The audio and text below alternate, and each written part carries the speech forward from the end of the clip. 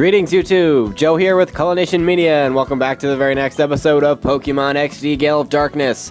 This is episode number 47, and yes, we are back at Realgrim Tower because I forgot to do a battle CD. I don't know if any of you caught it in the previous episodes, but I said we had 6 CDs to do from the Hexagon Brothers, and I only did 5. So, yeah, we missed one, so I wanted to go back and do that really fast. I could have waited, but nah, I want to get it over with. Alright, so we have Sim Trainer Felsta. I think I read that right. We'll see in a minute, unless I just completely butchered that, because I only saw it for like the last second. Oh well. Alright, well let's see here. Oh, Feltsa. Okay. Gengar and Electrode are his starting Pokemon. 2 very fast Pokemon at that. But we have fast Pokemon of our own, Linoone and Alakazam.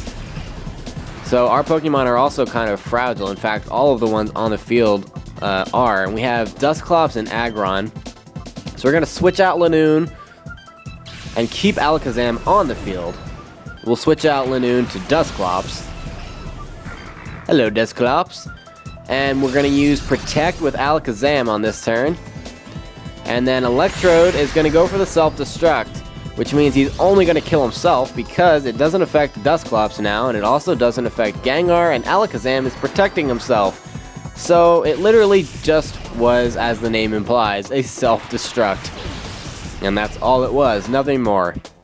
Okay, now we have Shedinja, which is really a problem Pokemon because he can only be hit by moves that are super effective on him because of his ability Wonder Guard. So that leaves us with Fire, Ghost, Dark, Flying, and Rock type moves. Anything that's not one of those types is not going to hit Shedinja. And he's going to go for the Shadow Ball here, and it's going to knock out Alakazam, but that's what we want it to do. So Alakazam goes bye-bye. We don't need him anymore. Let's see here. We have Linoone and Aggron. Let's bring out Aggron instead of Linoone. And we're going to use Imprison with Dusclops on Gengar so that he can't use the same moves. Well, I guess Imprison does it on both, but what Imprison does is it forces the opponent's Pokemon to not be able to use any moves that we have on our team, if that makes any sense. Well, I guess just what Dusclops has. I think that's how it goes. I don't use Imprison very often, if you couldn't tell. Okay, so Gengar goes for the Explosion, which gets a critical hit on Aggron, which kind of sucks. And, yeah. But it's not going to inflict any damage on Shedinja. And now we have Shuckle, who's also a pain in the butt to knock out because of his super high defensive stats. But we've got counter going with Aggron to counter the explosion from Gengar, and that knocks out Shuckle in 1 hit. And that's the most important thing because that Shuckle is a freaking beast when it comes to defensive moves. Alright, so now we'll just use Ice Beam with Dusclops, I guess. No, we'll use Protect with Dusclops. And we're going to Mimic with Aggron on Shedinja, so we copy whatever move it goes for. Goes for the Shadow Ball on Dusclops, which is what I thought was going to happen. And now we're going to Mimic that. So now Aggron is going to have access to Shadow Ball, which means we can finally kill this Shedinja now, because Dusclops himself doesn't have any moves that can knock out this Shedinja. Sandstorm would be another option, and so would Hail, but we don't have either of those. And Protect somehow worked a second time in a row. I was expecting it not to, and Dusclops to therefore bite the dust. But that didn't happen because we got lucky. And after the Mimic, Aggron's able to use Shadow Ball and knock out Shedinja. And that does it for Feltsa. And I might add, that was a very well-played battle. Indeed. Well, that does it for the battle CD that we had to do. And I think that was battle CD number 32? Either 30 or 32, I don't know which.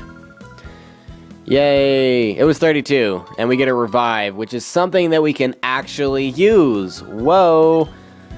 Okay, well now we did all the battle CDs that we have, so now we need to go back to Phenac City Hooray.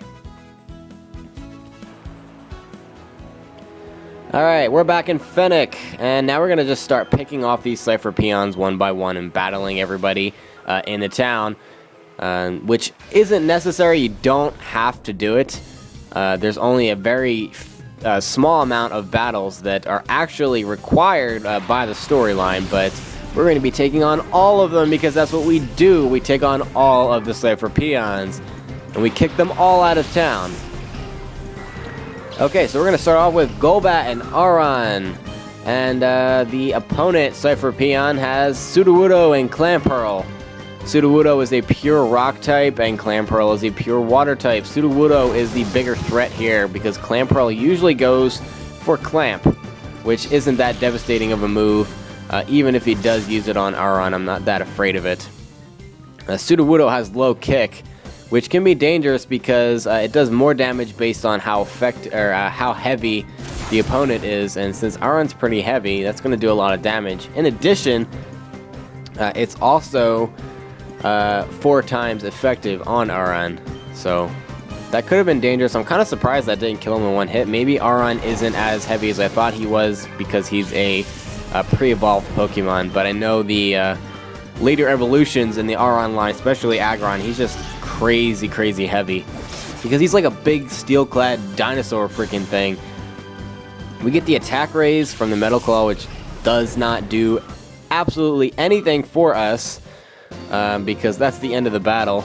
And yeah, that does it for Cypher Peon Pelham. What kind of weird name is that? Do all Cypher Peons have to have really stupid names? I wonder if that's like a requirement, like, you know, when they're applying to be a Cypher Peon. You must have this stupid of a name. Sometimes I think that's how it goes. Okay, well, we might as well use a Super Potion on Aron. And this is like one of the only guys here that doesn't battle you. Ha, you're asking me if I'm a fake? How rude of you! How could there be any fake as something? I didn't catch that, just whatever. I'm moving on because I don't want to have to read. Oh, now look here. Guess what? You're right. Yes, you don't look natural, all that stuff. You look like a Cypher Peon in disguise, but pretty much everyone in this town is now. Cypher Peon Izor. Either way, it's kind of weird. And she's going to begin with Shuppet and Teddiursa. Teddiursa we know to be a pure normal type with a very high attack stats and not too much in the way of anything else. And then we also have Shuppet here as a pure ghost type and has the levitate ability, I want to say. I'm not sure if it can have insomnia as a Shuppet. Don't know. But either way, it goes down to a bite because it's obviously super effective. And Golbat's going to grow up to level 29, which is also just fantastic. And now we have the really annoying Pokemon of the battle, Corsola. Corsola is one of the most annoying Pokemon to ever freaking live. Mostly because of its defensive stats and the fact that it likes to use Confuse Ray all of the time, pretty much. So it confuses you and then just never dies when you do actually get to hit it. And then it will spam Spike Cannon and Bubble Beam or Rock Blast or all of the above and just annoy the crap out of you. Thankfully, Fury Swipes missed there because that could have done a lot of damage. This one does Water Pulse instead of Bubble Beam. I don't think Corsola actually learns Water Pulse on his own in this generation, so I think that's a TM move. Not that it matters. And I want to make sure Corsola gets out of here because I do not want to end up confused with Teddiursa still on the field, because I don't want to have to keep going back to heal, you know what I mean? Jelly Bean.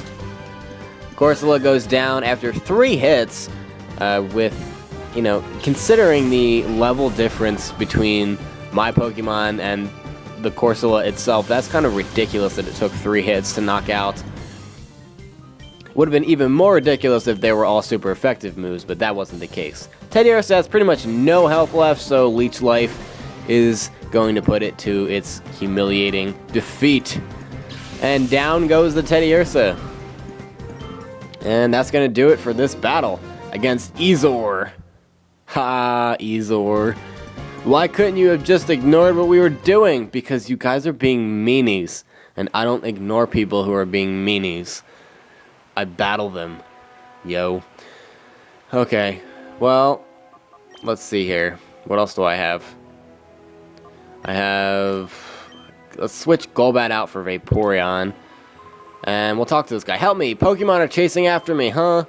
Why thanks, but you should be worried about yourself first! And he switches into his Cypher Peon form. And this name isn't that bad. Cypher Peon Forgs. That's a pretty okay name. It could be worse. It could be worse. It could be Ezor. Duskull and Corphish are the starting Pokemon. Duskull has the Levitate ability and is a pure Ghost type. Corphish is a pure Water type. And I don't know what ability it has, actually. Probably Hyper Cutter. Because I think it either has Intimidate or Hyper Cutter. So, since it didn't have Intimidate, obviously it has Hyper Cutter. Anyway, that's enough talk about that. Bite knocks it out in one hit because of its very poor special defense stat. And that brings out Qwilfish, yet another fairly annoying Water-type Pokemon who's also part Poison type. But Qwilfish is pretty fast and also has the chance of having the Poison Point ability, which will poison you 30% of the time upon physical contact. And Duskull goes for the Nightshade there, which inflicts the same amount of damage as per its level.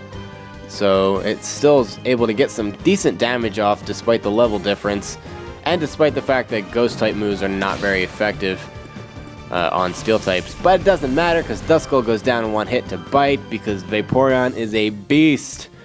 Qwilfish goes for the Poison Sting. Obviously it has to be on Vaporeon because Aron is immune, which I love that about Steel types. I wish there were more types that were immune to Poison, other than Poison types, obviously. We get the Mud Slap off on Qwilfish to lower his accuracy a little bit, and get a very weak, super effective move off.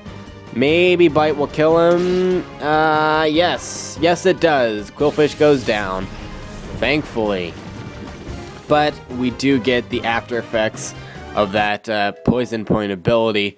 And Aron's going to grow up to level 29, which is awesome. And he's trying to learn the amazing move Iron Tail, which has a whopping 100 power.